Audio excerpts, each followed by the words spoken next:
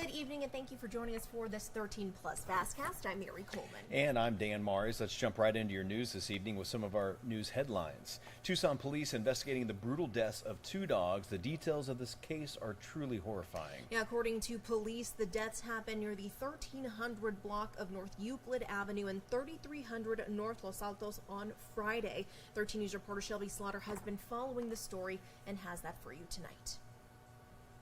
She was just gone. I couldn't find her anywhere. Gabrielle Clark is talking about her best friend Hazel, by her side every day for the last 4 years until this weekend. She says her roommate, Cyrus Panos, killed her dog on Friday while she was at work. She was bound in her own blanket, stuffed inside my suitcase in his car. Clark says she came home and couldn't find her beloved Hazel anywhere, and began frantically looking for her, knowing something wasn't right. Something caught my eye in the car. I don't know what it was, I don't know why, but it drew me to the car, and I started checking the car, and I looked in the back window, and there was a suitcase. That same day, Angelisa Hudson and her roommates found a similar scene. I was smelling fire constantly, but that's when he saw the fire, and he only got close enough to, tell there was something in the fire. And Hudson tells me Panos spent a lot of time at their house and was familiar with the dogs living there, including Ellie. When we found her, we don't know if he lit her on fire when she was alive or if he killed her first, but she was tied up to a chair. She says Panos had come over that day and seemed out of sorts and asked to take Ellie on a walk, but didn't know that was the last time they would see her. He was looking for an animal to take.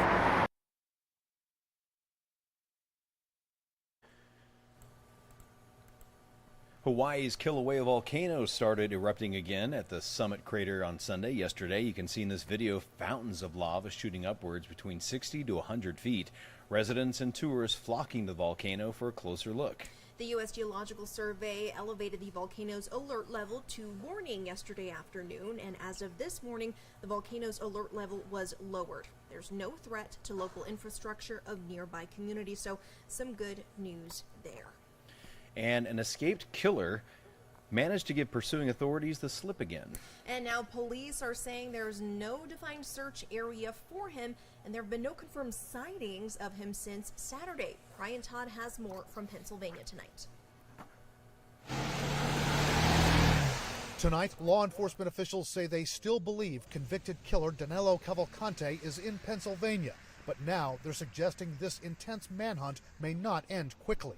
Now we're going to prepare for the long game. This is a manhunt, and all that means to us is that it's a longer fugitive investigation with more resources. Police again saying there is no longer a defined search area. I have not formed a similar border, a physical presence to contain an area. We are, however, still conducting searches without identifying and securing a very specific area. The search for Cavalcante moved further north over the weekend after he was spotted more than 20 miles from the Chester County prison. Police saying he somehow slipped through a tightly guarded perimeter due to possible weaknesses. I am aware of some of the weaknesses. Longwood Gardens presented some very unique challenges. There's a massive tunnel system. There's a lot of ravines. It's very, very thick vegetation there. Cavalcante got away after stealing a white Ford van from a dairy farm Saturday evening, which he later ditched behind a barn. Police saying it ran out of gas. Well, we just have to be aware of it, and I know that the authorities are in the area, and we just have to be on our toes. He has to know that for his actions, there's always a consequence, and he needs to, face his consequences.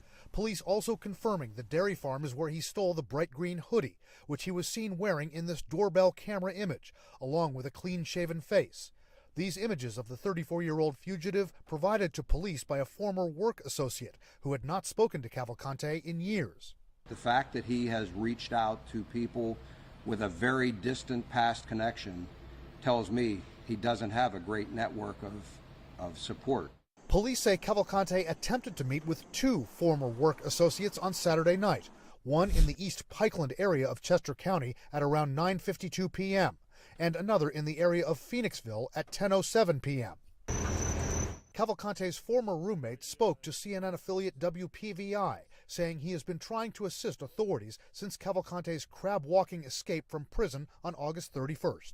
I'm here to see if they need my help to speak Portuguese, if he's found and I can talk in Portuguese with him, just so he can surrender. Franco did not give his last name to WPVI, but did release this security camera footage saying it shows the day Cavalcante moved out of their apartment in the area in 2021. Franco saying it was the day before Cavalcante killed his former girlfriend, Deborah Brandow.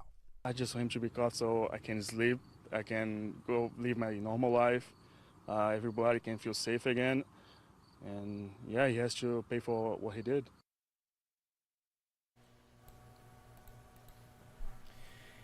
And on our website now, the Tucson Police Department is investigating a deadly shooting that happened yesterday. Officers and Tucson Fire Department firefighters responding to the area of North 1st Avenue and East Wetmore shortly before 12:15 in the morning for reports of a man who is believed to have been shot.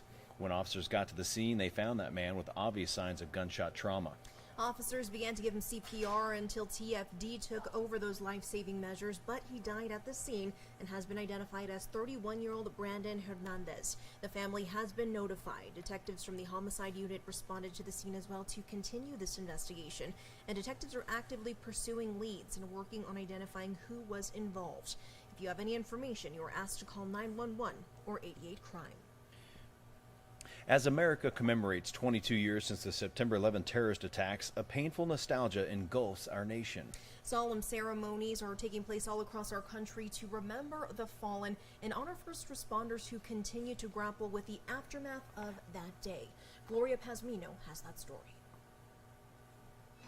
Today, we pay tribute. Mournful Americans honor the nearly 3,000 people who perished when 4 hijacked planes crashed into the World Trade Center, the Pentagon, and a field in Pennsylvania. 2,977 innocent men, women, and children who lost their lives. As memorial events take place across the nation, a heightened sense of awareness emerges for those who displayed remarkable acts of heroism on that tragic day. The degrees of cancer are growing, and the cost of treatment is growing.